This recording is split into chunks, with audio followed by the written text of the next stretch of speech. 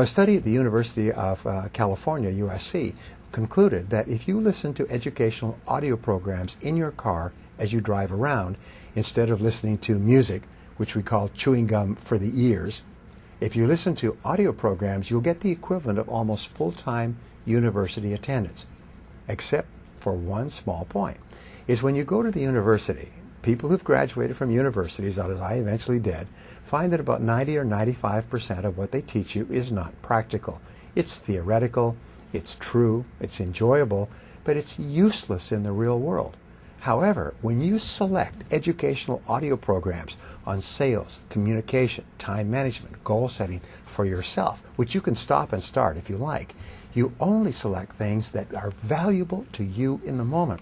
So you get even more than a university education by turning your car into a classroom on wheels. You turn your car into a mobile learning machine. A book per week would be an average of 50 books a year. Now, to get a PhD at a leading university in any subject, including astrophysics, you have to read about 30 to 50 books and combine them into a dissertation. If you read 30 to 50 books in your field in the course of a year, you get the equivalent of a doctoral degree, whether it's in selling, business, entrepreneurship, or any other field. You will, because you're reading material that's practical, have the equivalent of a dissertation in that you will have blended it into your life.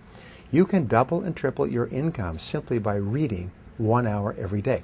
And I've taught this to thousands of people who have come back to me and said it's absolutely incredible the difference it makes in your life to begin the day by reading in your field. Number 6 is to ask yourself 2 questions after every call or every event. These 2 are what I call the magic questions, and they will change your life.